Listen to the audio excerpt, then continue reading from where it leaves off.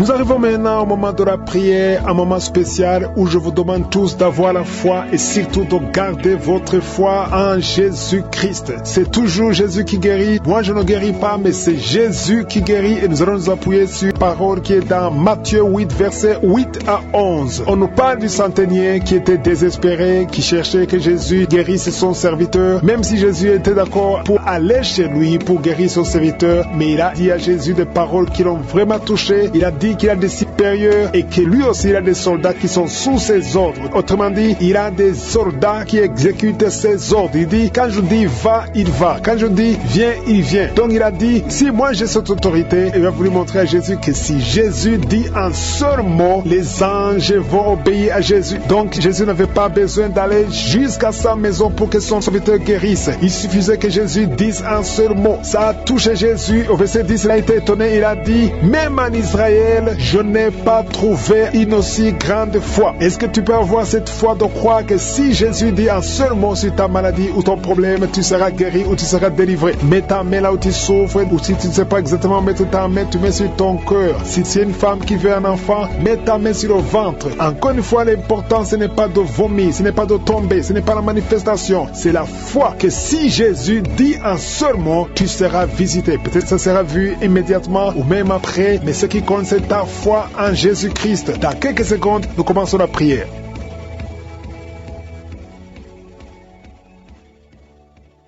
Éternel des armées, Sabaoth, toi qui parles et que la chose arrive, toi qui ne changes jamais, tu es Alpha, tu es Oméga, tu es Shama, tu es présent, tu es omnipotent, tu es omniprésent, tu es omniscient, tu ne changes pas Seigneur. Merci d'être l'Éternel, merci d'être Shama, merci d'être Sabaoth, merci d'être présent. Je te montre tous ceux qui sont de prier avec moi dans les quatre coins du monde, ceux qui ont mis la main là où ils souffrent. Nous venons parce que nous avons la foi. Merci infiniment pour tous ces témoignages qui manifestent ta grandeur et ta puissance. Éternel Dieu de gloire, dans le nom de Jésus, je te montre tous les enfants qui sont nés à travers ces prières. Je les bénis, je proclame la victoire, que ta volonté soit faite sur leur vie comme elle est au ciel. Je prie pour toutes les femmes qui sont enceintes. Si tu es enceinte, mets ta main sur le ventre. Au nom de Jésus, il y a une femme qui est sur le point d'accoucher. Au nom de Jésus, je protège cette femme, que tous les plans de Satan ne marchent pas, que cet enfant naisse vivant. Le plan du diable est que l'enfant naisse mort. Je déclare la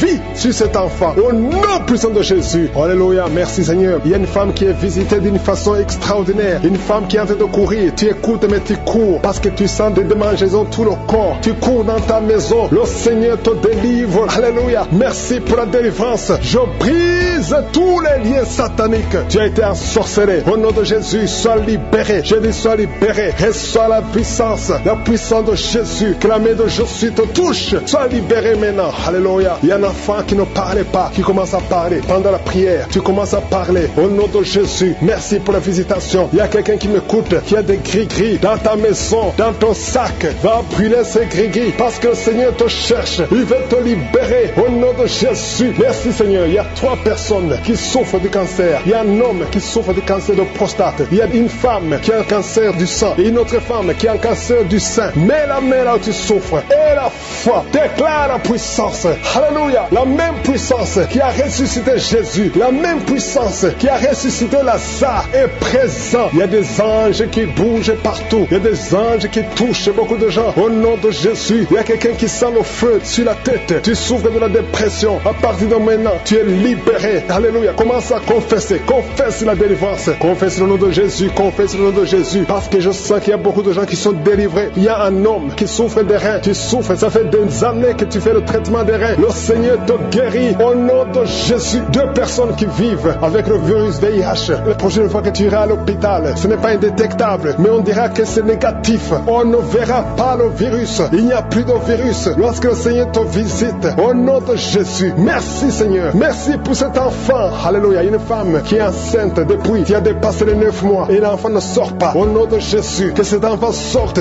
vivant et en bonne santé. santé. Au nom de Jésus. Merci Seigneur. Merci pour la visitation. Merci pour tous ces gens que tu touches. Il y a beaucoup de femmes qui sont de prier pour un enfant. Je prie pour toutes femmes qui prient pour un enfant. Mets la main sur le ventre. Au nom de Jésus. Et la foi. Et la foi. Le Seigneur te visite. Le Seigneur te touche. Tu es visité d'une façon extraordinaire. Je sens la visitation. Je sens la puissance. Je sens la puissance. Il y a quelqu'un qui est tombé par terre. Tu es en train de rouler par terre. Je parle à ces esprits qui sont en toi. Je vous ordonne de sortir. Sortez au nom de Jésus. Alléluia. Toi qui souffres de l'asthme et la foi, mets ta main sur la poitrine. Au nom de Jésus, il y a quelqu'un qui souffre sur la côte gauche. Mets la main là où tu souffres. Il y a un homme qui a des testicules gonflés. Au nom de Jésus, que tu sois libéré. Reçois la guérison. Toi qui souffres au niveau du dos, mets la main là où tu souffres. Hernie discale, tu es guéri. Toi qui as une ceinture, enlève la ceinture. Commence à confesser le nom de Jésus. Toi qui souffres sur la dent, garde la main sur la joue parce que le Seigneur te guérit. Tu es guéri. Au nom de Jésus. Toi qui souffres de nerfs sciatiques, le Seigneur te touche. Il y a beaucoup de gens, il y a beaucoup de maladies. Toi qui souffres de diabète, le diabète ça guérit au nom de Jésus. Confesse la guérison. Je prie pour cet enfant qui n'arrive pas à marcher. Tu marches et ça ne marche pas. Tu marches et tu tombes. Que quelqu'un qui est avec toi te prenne la main. Commence à marcher au nom de Jésus. Commence à marcher. Tu vas marcher après cette prière. Au nom de Jésus, 2 personnes sont de vomir. Vous qui vomissez, vous avez mangé du poison. Je détruis le poison. Je neutralise tout ce que le diable a planifié. Alléluia. Il y a l'esprit d'accident qui touche une famille. Vous avez déjà perdu 2 personnes qui sont mortes dans un accident et 2 personnes sont dans la même famille. Au nom de Jésus, je condamne l'esprit de mort prématurée. Au nom de Jésus, tu nous as donné le pouvoir de marcher sur les serpents et les scorpions, sur toute la puissance de l'ennemi. Que l'esprit d'accident fuit cette famille. Quelqu'un qui est envahi par la peur. Tu n'arrives même pas à sortir. Tu as peur. Tu ne peux même pas prendre un avion parce que tu as constamment peur de la mort. Au nom de Jésus, que la paix de Jésus envahisse ton cœur. Alléluia. Commence à déclarer le nom de Jésus et passe du temps dans la présence de Dieu. Cette peur vient du diable. Je dis cette peur vient du diable. Au nom de Jésus, une veuve qui prie pour le mariage. Le Seigneur crée le chemin et tu vas rencontrer quelqu'un qui va t'épouser dans le plan de Dieu. Au nom de Jésus. Merci Seigneur. Merci Seigneur. Il y a une fille qui a des boutons partout sur le visage. Garde la main sur le visage et la foi. Au nom de Jésus, reçois la guérison. Les filles qui souffrent de douleurs pendant les menstruations, gardez la main sur le bas-ventre. Au nom de Jésus, reçois la guérison. Une autre personne qui souffre du cancer du sein et la foi que tu es guéri. Toi qui souffres au niveau des yeux, garde la main sur les yeux parce que le Seigneur te guérit. Garde la main sur l'oreille. Tu sens des bruits tout le temps, des bruits dans l'oreille. Le Seigneur te guérit. Je ne peux pas citer toutes les maladies, mais il y a beaucoup de guérisons. Il y a beaucoup de délivrance sur la drogue, sur l'alcoolisme. Au nom de Jésus. Merci Seigneur. Merci pour la visitation. Je demande à tout le monde de remercier le Seigneur. Louons le Seigneur. Je ne peux pas citer toutes les maladies, mais il y a beaucoup de maladies qui sont guéries. Même si tu ne sens pas la manifestation, je demande à tout le monde d'ouvrir la bouche et de louer le Seigneur. À toi seul la gloire, Seigneur. À toi seul l'honneur pour des siècles et des siècles. C'est dans le nom puissant de Jésus que nous avons prié. Amen.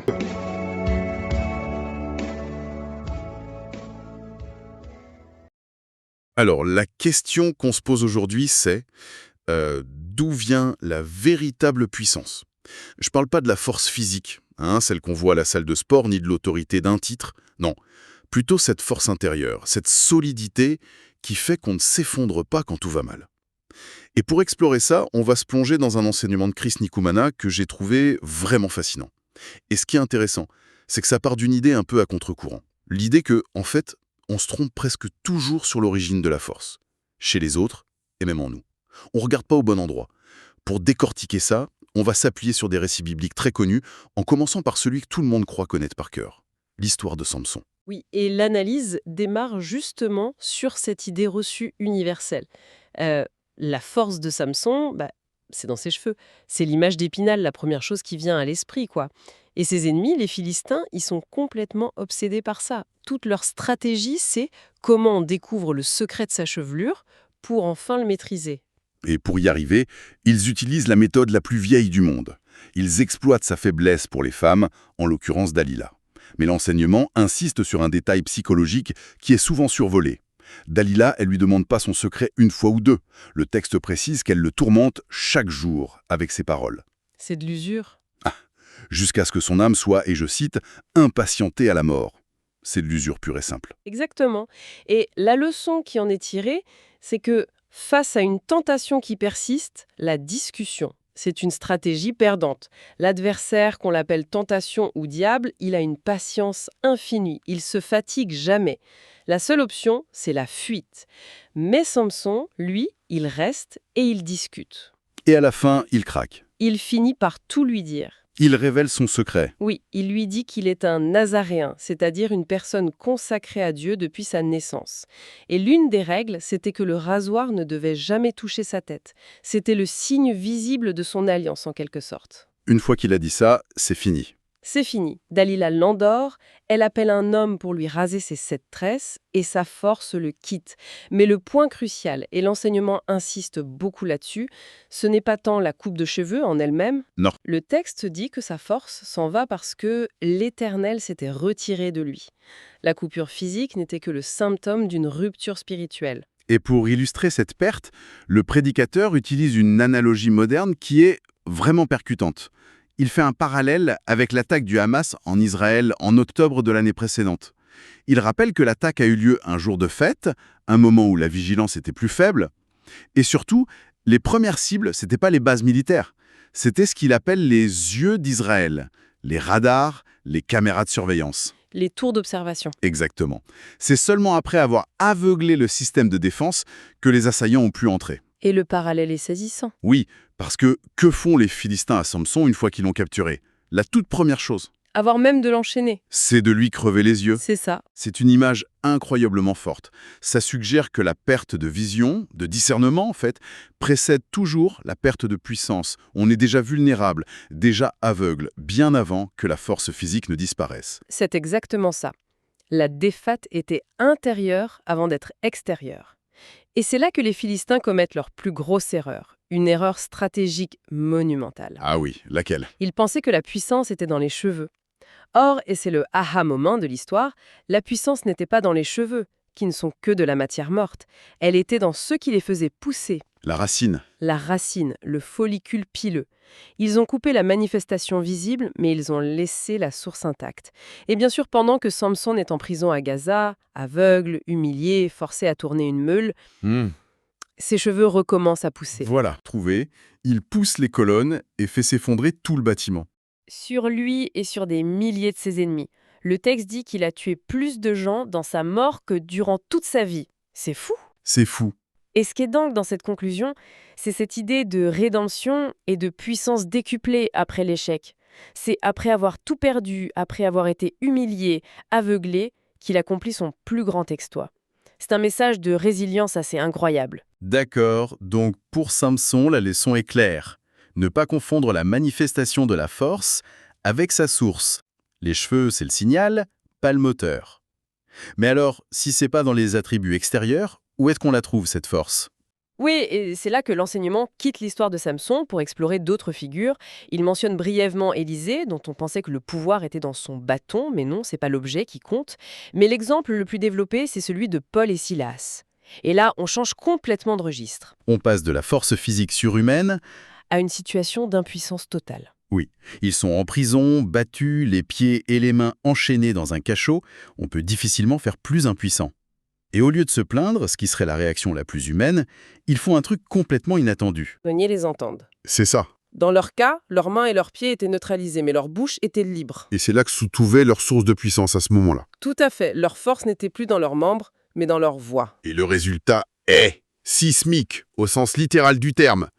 Leur chant déclenche un tremblement de terre qui secoue les fondations de la prison. Toutes les portes s'ouvrent, toutes les chaînes se brisent. Pas seulement les leurs, celles de tous les prisonniers. C'est fascinant de voir le contraste. Samson utilise sa force pour détruire et tuer. Paul et Silas utilisent leur louange pour libérer tout le monde. C'est un contrepoint parfait. Et pour ancrer cette idée de source cachée, l'enseignement utilise une autre métaphore. Elle vient du livre de Job, cette grande figure de la résilience. Un passage dit qu'un arbre a de l'espérance. Même si on le coupe, même si sa souche vieillit dans la terre, il peut repousser. Ah oui, Il suffit qu'il sente l'eau pour qu'il bourgeonne à nouveau. La clé, c'est pas le tronc ou les branches, c'est la racine cachée dans le sol. Tant que la racine est vivante. Exactement. Le potentiel de vie demeure. Et dans cette métaphore, l'eau, ce serait quoi? L'eau, c'est ce qui vient nourrir la racine. Dans le contexte de l'enseignement, c'est la parole de Dieu, la connexion spirituelle. L'idée, c'est que même si tout en surface a été détruit, la réputation, la santé, tant que la racine est nourrie, la vie peut repartir. D'accord, la racine, la bouche, on voit que la source de la puissance est toujours immatérielle, cachée, ce qui amène à la question ultime. Et Jésus, d'où est-ce qu'il tirait sa propre force? On pourrait penser que pour lui, c'était un acquis, quelque chose d'inhérent. Mais l'enseignement affirme que non, c'était tout le contraire. C'était le fruit d'une discipline de faire. Ah bon? Absolument. L'évangile de Marc décrit sa routine de manière très précise. Après une journée harassante à guérir des foules, on s'attendrait à ce qu'il fasse la grasse matinée. Mais le texte dit « Vers le matin, pendant qu'il faisait encore très sombre, il se leva, sortit et alla dans un lieu désert où il pria. Avant l'aube, quand tout le monde dort encore? » Oui. Et il s'éloignait intentionnellement de ses propres disciples, que le prédicateur appelle avec humour les dormeurs. Il cherchait la solitude. Mhm. Ce n'était pas un acte public, c'était une discipline privée non négociable. C'est là qu'il rechargeait ses batteries pour utiliser une image moderne. D'ailleurs, le prédicateur partage une anecdote personnelle qui est assez parlante là-dessus. Il raconte comment, jeune converti, il a voulu imiter cet exemple et s'est mis à se lever bien avant l'aube pour prier. Et il décrit ça de manière très concrète, parfois en sortant de la chambre qu'il partageait avec son frère pour aller dans le silence de la cuisine. Et puis il y a cette expérience en Afrique du Sud. Ah oui, je me souviens de cette histoire, elle est excellente. Oui, il raconte qu'il pria à genoux dans un couloir d'immeuble très tôt le matin et qu'il se faisait régulièrement interrompre par un voisin, un peu excentrique, qui sortait nu des toilettes en passant devant lui. On est très loin de l'image de la prière dans un monastère paisible. C'est clair. Mais ce que ça illustre, c'est que la discipline n'a pas besoin de conditions parfaites. Tout à fait. L'idée centrale reste la même, peu importe le décor. La véritable puissance se cultive à genoux, dans ce temps de prière isolé, même si le contexte est imparfait. Il y a un moment qui illustre ça de façon poignante, c'est la prière de Jésus à Gethsémane, juste avant son arrestation. Il est en pleine angoisse. C'est le moment de vulnérabilité maximale. Il demande à Dieu d'éloigner cette épreuve de lui, cette coupe. C'est une prière très humaine, mais il conclut avec une phrase qui change tout. « Toutefois, que ma volonté ne se fasse pas, mais la tienne. » Un abandon total. Un abandon total. Et le texte est très précis. Il dit « Alors, un ange lui apparut du ciel pour le fortifier. » Le mot « alors » est capital. L'ange n'arrive qu'après l'acte de soumission. La force est la conséquence directe de l'abandon de sa propre volonté. C'est un paradoxe fondamental. Il faut renoncer au contrôle pour recevoir la force. C'est complètement contre-intuitif. Et l'enseignement se termine sur un dernier point. Une situation où, justement, les disciples n'y arrivent pas. Ils échouent. Oui, un homme leur amène son fils qui est tourmenté par ce que le texte appelle un esprit muet. Et les disciples, ils sont incapables de le guérir, ils sont démunis. Et plus tard, quand ils sont seuls avec Jésus, ils lui posent la question qui les brûle. Pourquoi on n'a pas pu le chasser? Et la réponse de Jésus est en deux temps, c'est ça? Exactement. Et c'est très révélateur. D'abord, il pointe leur manque de foi, leur incrédulité. C'est la base. Mais ensuite, il ajoute une phrase qui ouvre une toute nouvelle dimension. Cette sorte de démon ne sort que par la prière et par le jeûne. Cette sorte-là. Oui, cette précision est essentielle. Elle implique qu'il y a différents niveaux de défis spirituels. Tous les problèmes ne se règlent pas avec les mêmes outils. C'est un peu comme dans un jeu vidéo. Il y a des ennemis de base que tu peux battre facilement. Et puis, il y a les boss de fin de niveau qui demandent une préparation spéciale, une autre stratégie. C'est une excellente analogie. Cette sorte-là, ce sont les boss. Et pour eux, la foi de base ne suffit pas. Il faut un niveau supérieur d'engagement qui passe par une discipline plus intense. Non seulement la prière, mais aussi le jeûne. Un acte de sacrifice personnel. Ce qui amène aux 3 piliers que l'enseignement met en avant pour ces défis majeurs. La foi, la prière et le jeûne. Le message final, c'est que la vraie puissance n'est pas magique. Elle a un coût. Le coût du sacrifice et de la discipline. Si on essaye de tout rassembler, l'idée qui traverse tous ces exemples, c'est que la force qui compte vraiment n'est jamais celle qui se voit. C'est pas dans les cheveux de Samson, c'est pas dans le bâton d'un prophète, c'est une ressource interne, invisible. C'est ça, une sorte de muscle spirituel qu'il faut entraîner consciemment. Et l'enseignement propose une sorte de programme d'entraînement, en fait. Premièrement, la discipline de la prière solitaire et matinale, comme Jésus, pour se connecter à la source. Deuxièmement, la pratique de la louange, de la gratitude, même au fond du trou, comme Paul et Silas, pour transformer l'impuissance en libération. Et troisièmement, pour les plus grands défis, les boss, le sacrifice conscient via le jeûne. En fait, il s'agit de constamment nourrir ses racines. Exactement. Pour que l'arbre puisse non seulement résister aux tempêtes, mais surtout pour qu'il puisse repousser même après avoir été coupé. Et le fil rouge de tout ça, c'est un message d'une incroyable résilience. L'idée qu'un échec cuisant, le fait d'être couplé, comme l'arbre, ou aveuglé, comme Samson, n'est pas forcément la fin. Ça peut même être le prélude à un accomplissement encore plus grand. À condition de ne jamais, jamais négliger cette source intérieure, cette racine invisible. Tout à fait. Et pour conclure, il y a une idée qui reste en suspens et que je trouve assez provocatrice. La réponse de Jésus sur cette sorte de démon suggère qu'il existe une typologie des obstacles. Tous les défis ne sont pas de même nature. Et ça soulève une question très pratique. Comment faire le diagnostic de la nature des obstacles qu'on rencontre dans sa propre vie ?